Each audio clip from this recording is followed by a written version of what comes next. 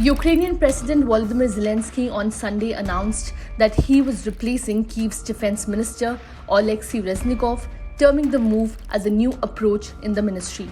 In his daily evening address, Zelensky said that he believes that the ministry needed new approaches and other formats of interaction with both the military and society at large, and hence he decided to sack Reznikov. I have decided to replace the Minister of Defense of Ukraine.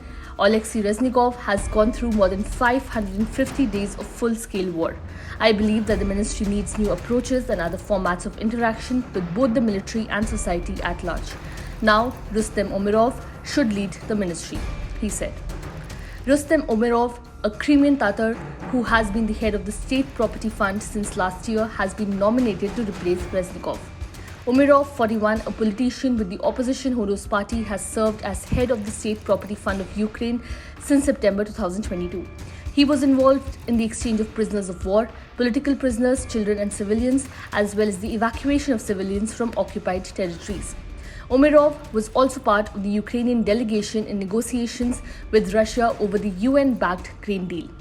The announcement made by Zelensky in the nightly video address to the nation sets the stage for the biggest shake-up of Ukraine's defense establishment during the war launched by Russia in February 2022.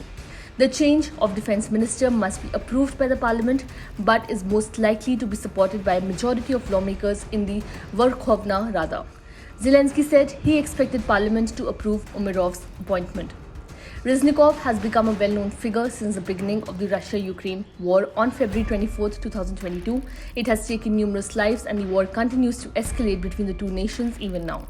Reznikov's dismissal comes amid a wider anti-corruption drive in Zelensky's administration, as it is imperative for Ukraine to weed out graft in the war-hit state, since it is seen as essential to Ukraine's desire to join Western institutions like the EU.